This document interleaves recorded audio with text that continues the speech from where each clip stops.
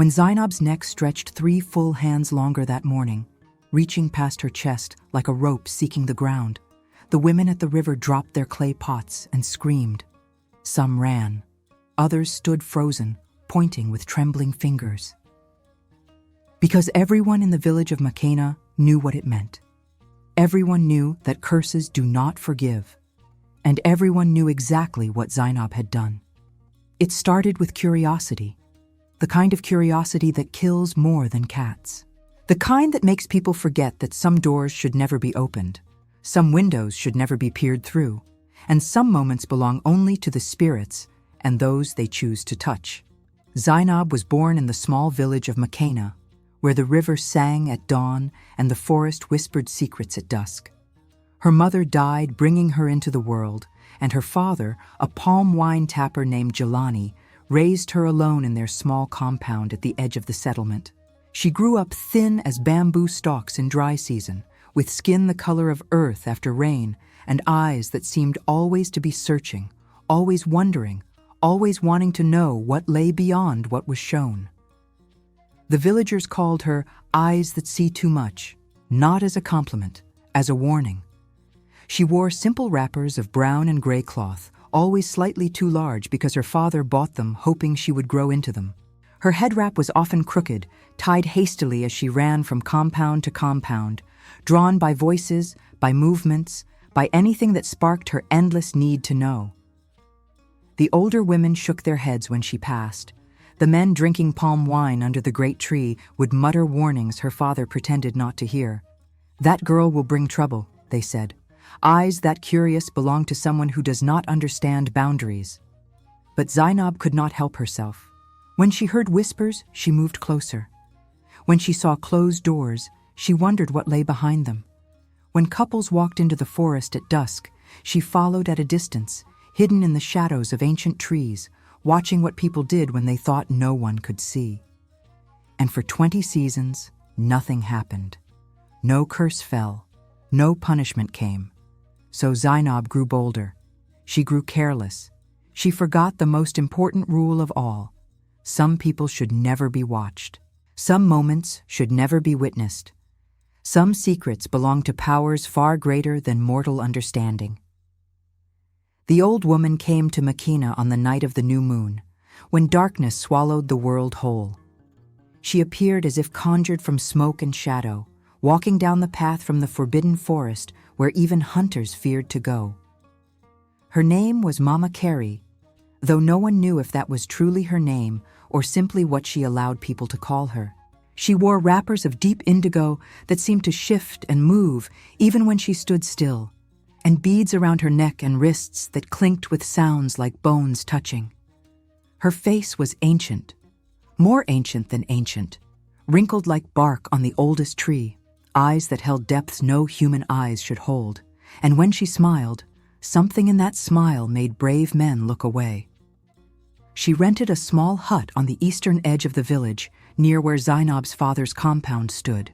She paid in cowrie shells that gleamed too bright, that felt too cold to touch. The landlord took them quickly and did not ask questions. Smart man. Questions, he understood, bring answers that people are not prepared to hear. Mama Carey kept to herself. She gathered herbs in the forest before dawn.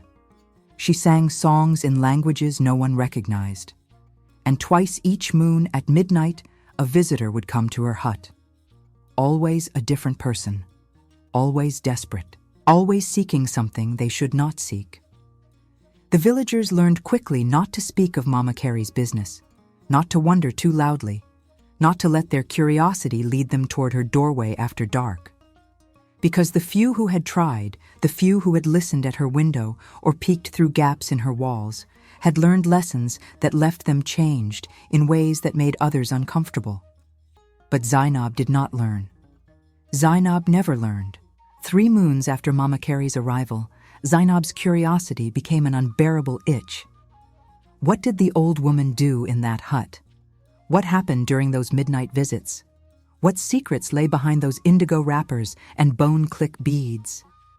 One night, When her father snored softly on his sleeping mat and the village lay draped in the thick silence of deep darkness, Zainab crept from her compound. Her bare feet made no sound on the earthen path. Her wrapper was dark, helping her blend with shadows. She had done this 100 times before, spying on lovers, on healers, on traders counting their coins, but never on someone like Mama Carey. Never on someone who made the air feel different just by breathing. She should have felt the warning, should have heard the voice in her spirit that screamed to turn back. But curiosity, that terrible master, drove her forward. Mama Carey's hut sat in darkness, but Zainab heard sounds within. Chanting, low and rhythmic and old as the earth itself. She crept closer, heart pounding like drums at festival time, and found a small gap in the woven walls, just large enough to press her eye against, just large enough to see inside. What she saw, she could never fully explain afterward, not in words that made sense, not in descriptions that captured the truth of it. There was fire that burned without wood, casting shadows that moved against the laws of nature.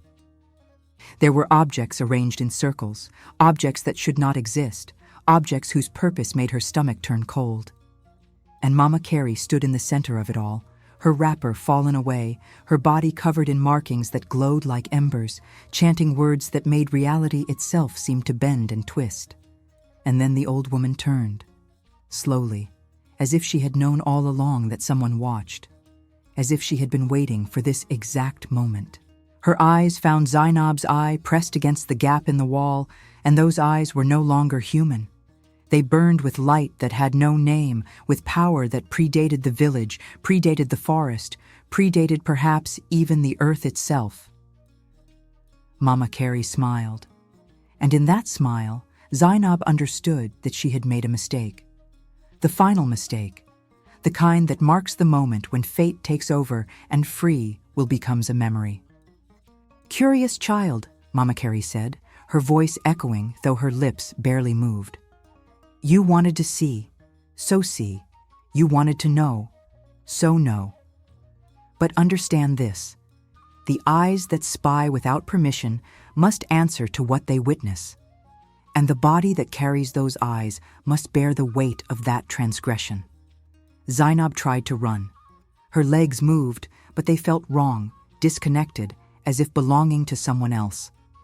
She stumbled back to her father's compound, her heart racing, her mind spinning with images she wished she could unsee. She lay on her sleeping mat and pulled her wrapper over her head, praying to ancestors and spirits alike that morning would make it all feel like a terrible dream. Morning came, but the nightmare had only begun. Zainab woke to a strange sensation, a pulling, a stretching. She touched her neck and gasped. It felt longer, impossibly longer. She ran to her father's small bronze mirror, the one he used for shaving, and what she saw made her scream. Her neck had grown. Not much, perhaps 2 fingers' width, but it had definitely, undeniably grown. The skin stretched smooth and strange, like clay that had been pulled while still wet. "Father!" she cried. Jelani came running, still wrapping his cloth around his waist. He looked at her neck, his face going pale as morning mist. "What happened to you?" he whispered. "I do not know," Zainab lied. But she knew. In her bones and blood and spirit, she knew exactly what was happening. By midday, the whole village knew something was wrong with Zainab. Women gathering water at the river whispered behind their hands. Children pointed and asked questions their mothers shushed. Men at the Palm Wine Bar spoke in low tones about curses and consequences. "Did you see her neck?" one woman said to another while pounding yam in her mortar, "like it is being pulled by invisible hands."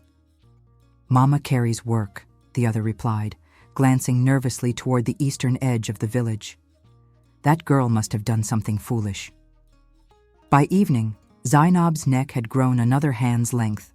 She could no longer hide it under her head wrap. It rose from her shoulders like a pillar, forcing her to hold her head at an unnatural angle. Her father took her to the village healer, an old man named Babatunga, who knew herbs and prayers for every ailment. Babatunga examined her carefully, touching her neck with trembling fingers, muttering prayers under his breath. Finally, he stepped back and shook his head. "This is not sickness," he said. "This is consequence. This is judgment. What did you do, child? What did you witness that was not meant for your eyes?" Zainab's father looked at her, confusion and fear mixing in his gaze. "Zainab, what is he talking about?" But Zainab could not answer, could not find words, because to speak the truth meant admitting what she had done, and some admissions feel like dying. 3 days passed, 3 days of horror. Each morning Zainab woke to find her neck longer.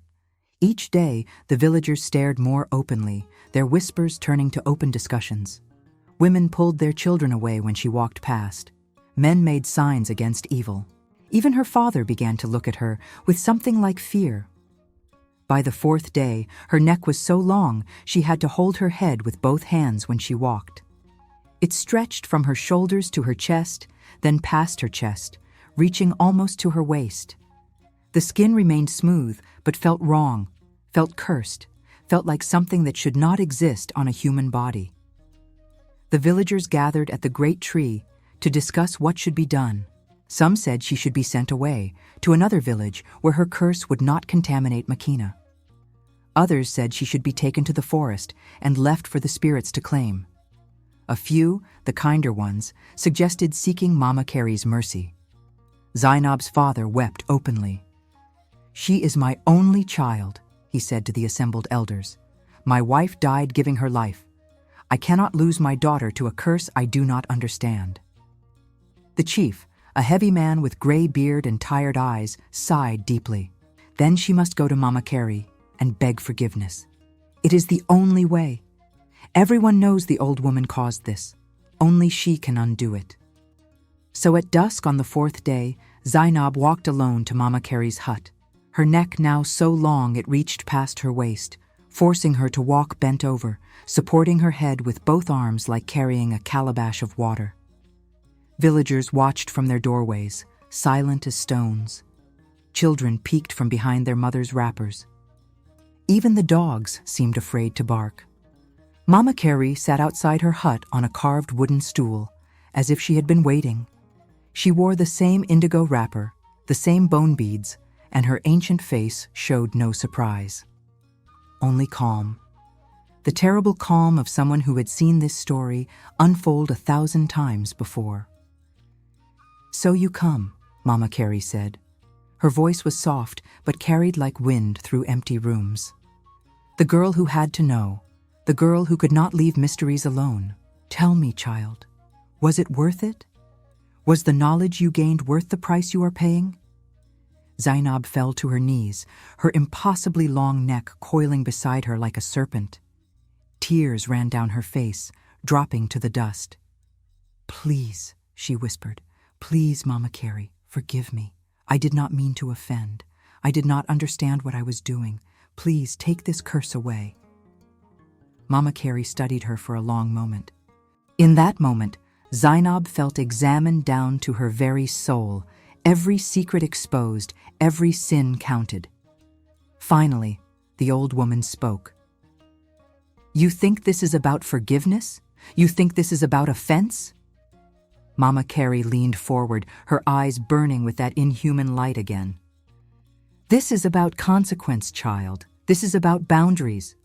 This is about understanding that some doors should never be opened, some truths should never be witnessed, and some powers should never be disturbed by mortal curiosity."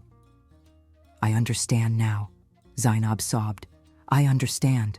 I will never—" "You understand nothing," Mama Carey interrupted. "You understand only fear. You understand only pain. But understanding and wisdom are not born from easy lessons. They are carved into the soul through suffering that cannot be forgotten." She stood and suddenly seemed taller, more vast, as if the small old woman had been merely a costume worn by something far greater. "Your neck grows because your eyes reached where they should not reach. Your body stretches because your curiosity stretched beyond acceptable bounds. Every day you watched what was not meant for you, your spirit grew longer, more distorted, more corrupt. Now your body simply reflects what your spirit became.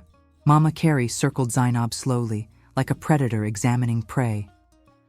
I can stop the curse. I can even reverse it. But the price is simple. You must give up the thing you value most, your eyes. Zainab's head snapped up, despite the awkward weight of her elongated neck. My eyes? Your eyes, Mama Carey confirmed. The eyes that had to see everything. The eyes that could not respect privacy or boundaries or sacred moments.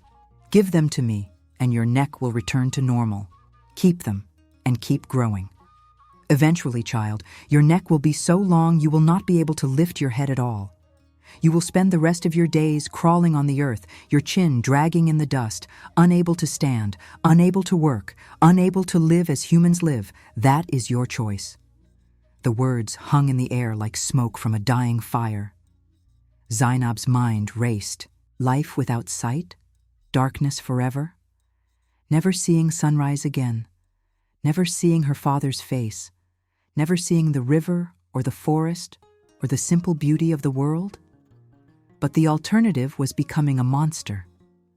An elongated nightmare that would haunt the village until her death.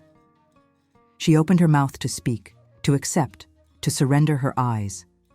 But before she could form the words, a voice rang out from behind them. Wait. They both turned.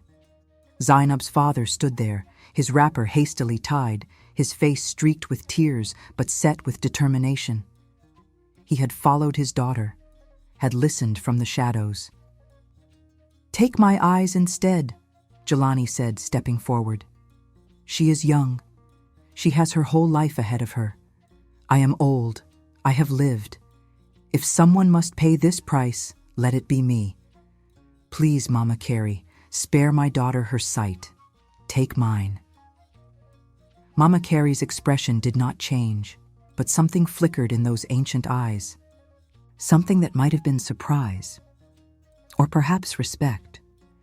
You would give your sight for a child who brought this curse upon herself through her own foolishness? I would give my life for her, Jelani said simply. She is all I have. And what are eyes to a father if he cannot protect his child? Silence fell over the compound. Even the night insects seemed to hold their breath. Zainab stared at her father, horror and love mixing into something she had no name for. Father, no. You cannot. I can, Jelani said, looking at her with eyes filled with such love it hurt to see. And I will. This is my choice. Mama Carey studied them both for a long moment. Then slowly, she shook her head. No. They both stared at her. No? Jelani repeated. No, Mama Carey confirmed. Because this was never about eyes. It was about understanding, about learning, about transformation. She turned to Zainab. Your father would sacrifice everything for you. But you, child, what are you willing to sacrifice? Not just your eyes, not just your sight, but the thing that caused this curse in the first place. Your curiosity, your need to know what is not yours to know. Can you kill that part of yourself? Can you cut it out like rot from good wood and never let it grow back? Zainab understood then. Understood that this test had never been about physical payment. It had been about whether she could truly change. Whether pain could transform her into something wiser. Yes, she whispered. And this time, she meant it. Not from fear, not from desperation, but from true understanding. Yes, I will. I swear on my mother's spirit, on my father's love, on the river and the forest and all the ancestors who watch. I will never again let curiosity lead me where I should not go. I will respect boundaries. I will honor privacy. I will understand that some things are not meant to be seen. Mama Carey watched her carefully. Then finally she nodded. Then kneel. Zainab knelt. Mama Carey placed both hands on Zainab's elongated neck. Her hands were cold as river water in dry season, and where they touched, Zainab felt something shift, something deep and fundamental, like bones rearranging themselves, like flesh remembering its original shape. The old woman chanted in that ancient language, words that made the air shimmer, words that seemed to come from the earth itself. And slowly, impossibly, Zainab's neck began to shrink. Not quickly, not easily, but undeniably. Hand by hand, length by length, it returned to its normal size. The stretched skin tightened, the distortion corrected, until finally, Zainab's neck was as it had been before the curse began. She touched it with trembling hands, felt its normal length, its proper shape. Tears of relief streamed down her face. "Thank you," she whispered. "Thank you, Mama Carey." The old woman stepped back. "Do not thank me yet. The curse is lifted, but the lesson remains. If you ever again let curiosity drive you where you should not go, if you ever again spy on what is not meant for your eyes, the curse will return. And next time, child, it will not stop at your neck. It will claim your entire body. You will stretch until you are nothing but a long rope of flesh and bone, unable to move, unable to die, suffering forever. Remember this. Let this memory keep you honest." Zainab nodded, her whole body trembling. "I will remember. I swear I will remember." Mama Carey turned to Jelani. "And you, Father, you were willing to sacrifice everything. That kind of love is rare. Treasure it, protect it, because children like yours, children who learn their lessons, are worth every sacrifice." Then the old woman walked back into her hut, and the door closed behind her. Just like that, as if nothing had happened. As if the world had not just shifted in ways both terrible and profound. Jelani helped Zainab to her feet. They walked back to their compound together, father supporting daughter, both weeping with relief and exhaustion. The villagers watched from their doorways, saw Zainab's neck return to normal, and whispered their amazement. "She was forgiven," they said. "She learned her lesson," others replied. Mama Carey showed mercy. Curses can be lifted, but lessons remain. The next morning, when Zainab woke, she touched her neck first thing. Normal. Still normal. She rose and helped her father prepare their morning meal. She went to the river to fetch water with the other women. She moved through her day with a new carefulness, a new awareness. And when, 3 moons later, she heard whispers about another secret meeting in the village, when she saw a couple slip away toward the forest, when curiosity tried to rise in her chest like it always had before, she remembered. She remembered the stretching, the pain, the horror, the impossibly long neck that had made her a monster, and she turned away. She found something else to occupy her hands and mind. She chose not to know. She chose boundaries. The villagers noticed. "Zainab has changed," they said. "The curse taught her well," they replied. And they were right. Because some lessons can only be learned through suffering. Some wisdom can only be gained through pain. And some transformations require breaking before rebuilding can begin. Zainab lived the rest of her days as a woman who understood the value of privacy, the importance of boundaries, and the danger of curiosity without wisdom. She married a good man, a fisherman from a neighboring hamlet who loved her gentle spirit. She had children and taught them the same lesson she had learned, that some doors should remain closed, some windows should not be peered through, and some moments belong only to those who live them. And whenever her children asked why she never gossiped, never listened at doorways, never seemed curious about other people's business, she would touch her neck and smile, a sad smile, a wise smile. And she would tell them the story of the girl whose neck grew because she spied on the wrong person, the story of consequence and curse and mercy. "Remember," she would tell them, "that curiosity without respect is not wisdom. It is invasion. And invasions, my children, always have a price." The village of Makena never forgot Zainab's lesson. Parents told their children the story. Grandparents warned their grandchildren. And whenever someone felt the urge to spy, to snoop, to know what was not theirs to know, they remembered the girl with the growing neck. They remembered Mama Carey's mercy. They remembered that some boundaries exist for reasons beyond understanding, and crossing them brings consequences beyond imagination. And so they learned.